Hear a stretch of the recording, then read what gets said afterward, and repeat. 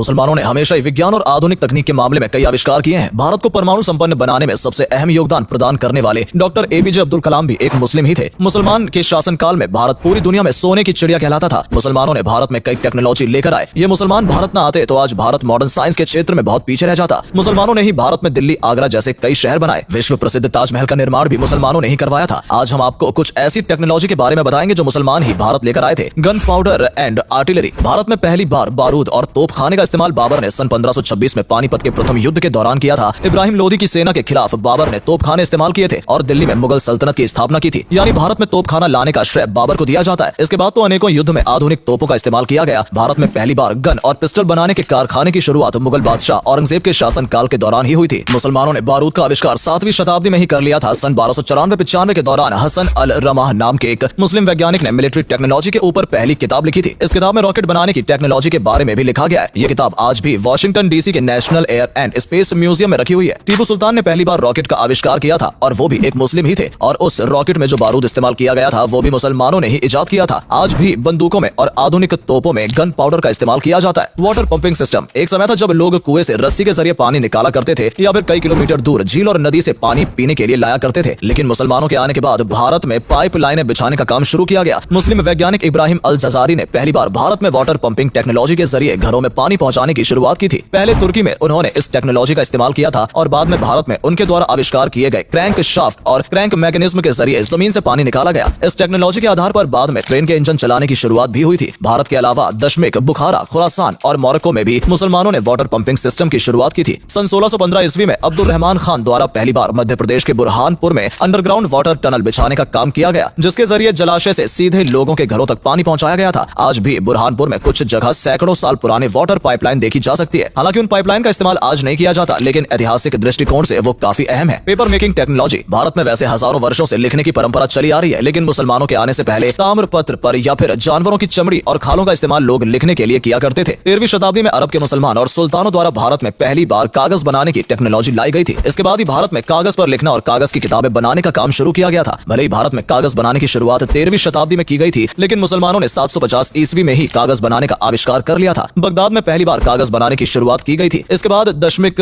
Syria होते हुए ये टेक्नोलॉजी यूरोपीय देशों तक पहुंची। पश्चिमी देशों में कागज बनाने की शुरुआत 12वीं शताब्दी के आसपास की गई थी। यानी मुसलमानों द्वारा कागज के आविष्कार करने के लगभग 500 सालों के बाद 17वीं शताब्दी तक पूरी दुनिया में इस्तेमाल होने वाले 80% कागज का प्रोडक्शन मुसलमानों द्वारा ही किया जाता था। इतना ही नहीं, पहली बार फाउंटेन पेन का आविष्कार भी मिस्र के एक मुसलमान शख्स द्वारा ही किया गया था। Hospital. Modern science and medicine के आधार पर दुनिया में पहला हॉस्पिटल मुसलमानों ने ही खोला था। तो वहीं भारत में आधुनिक हॉस्पिटल बनाने की शुरुआत सुल्तान फिरोज शाह तुगलक द्वारा कराई गई थी। हॉस्पिटल्स बनाने के लिए फिरोज शाह ने एक अलग बजट रखा हुआ था। उन्होंने भारत के सभी बड़े शहरों और कस्बों में हॉस्पिटल बनाने के निर्देश दिए थे, जिससे कि उनके साम्राज्य के दौरान किसी भी व्यक्ति को स्वास्थ्य सुविधाओं के लिए भटकना ना पड़े। आर्कियोलॉजिकल सर्वे ऑफ इंडिया के मुताबिक अकबर ने फतेहपुर सीकरी, आगरा और अन्य कई शहरों में विशाल हॉस्पिटल बनवाए थे और यहाँ पर इतनी अच्छी स्वास्थ्य सुविधाएं मौजूद थी कि विदेशों से लोग इलाज करने के लिए यहाँ पर आया करते थे। मुसलमानों ने सन 706 ईस्वी में दशमिक में पहला अस्पताल खोला था। तो वहीं सन 872 ईस्वी में काहिरा में ऐसे हॉस्पिटल्स खोले थे जहाँ सभी प्रकार की दवाइयाँ और उपचार बिल्कुल मुफ्त थे। इसी दौरान पहली बार मरीजों का रिकॉर्ड रखने की परंपरा की शुरुआत भी की गई थी, जो आज देश के प्रत्येक हॉस्पिटल और क्लिनिक में निभाई जा रही है। यानी हॉस्पिटल में पर्चा बनाना और रिकॉर्ड रखने का श्रेय भी मुसलमानों को ही दिया जाता है। पहली मेडिकल यूनिवर्सिटी की शुरुआत भी नूरुद्दीन जंगी द्वारा मुस्लिम शख्स ने की थी। 12वीं शताब्दी के दौरान मुसलमानों ने मेडिकल कॉलेज भी खुलवाए। इन कॉलेज में लाइब्रेरी, खाना, हॉस्टल जैसी सुविधाएं भी मौजूद हुआ करती थी। Metal fabrication and celestial globe. Islamic वैज्ञानिकों ने भारत में कई प्रकार की धातुओं का निर्माण कराना शुरू किया था। एक धातु से दूसरी धातु को कैसे अलग करें और किन धातु के मिश्रण से कौन सी धातु बनेगी, ये भी मुसलमानों ने ही भारत को बताया था। भारत में पहली बार ग्लोब लाने का श्रेय भी अली कश्मीरी इब्न उल उस्मान नाम के शख्स को दिया जाता है। आज भारत के हर स्कूल, कॉलेज, रिसर्च सेंटर और लेबोरेटरी में ग्लोब अवश्य मौजूद रहता है। जबीर इब्न हयान ने एक्सपेरिमेंटल केमिस्ट्री की शुरुआत की थी और उन्हें फादर ऑफ अरब केमिस्ट्री भी कहा जाता है। जिस समय यूरोप के लोग जिंक धातु के बारे में जानते तक नहीं थे, उस समय भारत में मुसलमान द्वारा जिंक की मदद से हथियार और अन्य चीजें बनाई जा रही थी। शाहजहां के दौरान भारतीय वैज्ञानिकों ने सितारों और ग्रह के बीच की दूरी मापने और उनकी चाल का पता लगाने के तरीके खोज लिए थे। इसके अलावा पहली बार कांच की फैक्ट्री की शुरुआत भी इस्लामिक लोगों द्वारा ही की गई थी। 8वीं शताब्दी में कांच के बर्तन, रंग बिरंगे कांच और अन्य कई चीजों का निर्माण मुसलमानों ने शुरू किया था। भारत आज एक परमाणु संपन्न देश है और इसमें एपीजे अब्दुल कलाम का सबसे बड़ा योगदान रहा है। आज भी उन्हें मिसाइल मैन ऑफ इंडिया के नाम से जाना जाता है। मुसलमानों के बगैर शायद आज भारत परमाणु टेक्नोलॉजी से भी वंचित रह जाता है। इसके अलावा भी दुनिया भर में ऐसी कई चीजें हैं जिनका आविष्कार मुसलमानों द्वारा कराया गया है। पहली डिजिटल घड़ी का निर्माण इस्माइल इल जजारी द्वारा किया गया था और उनके द्वारा बनाई गई घड़ी को एलिफेंट क्लॉक नाम दिया गया है। मॉडर्न स्कूलिंग की शुरुआत बगदाद में की गई थी। यूनिवर्सिटी ऑफ कुरुइन दुनिया की सबसे पुरानी यूनिवर्सिटी है जो आज भी संचालित की जा रही है। सन 859 एडी में फातिमा अल फाहरी ने मोरक्को में इस यूनिवर्सिटी की शुरुआत की थी और हजारों की संख्या में आज भी स्टूडेंट्स इस यूनिवर्सिटी में शिक्षा प्राप्त कर रहे हैं। लाइब्रेरी सिस्टम की शुरुआत भी मुसलमानों के द्वारा की गई थी। मोतियाबिंद और ऑप्टिक्स की खोज का श्रेय भी मुसलमानों को दिया जाता है। आज के समय में कोई भी कंप्यूटर या इलेक्ट्रॉनिक डिवाइस एल्गोरिथम के बिना अधूरा है। इस एल्गोरिथम को खोजने वाले पर्शियन मैथमेटिशियन मोहम्मद अल ख्वारिज़मी एक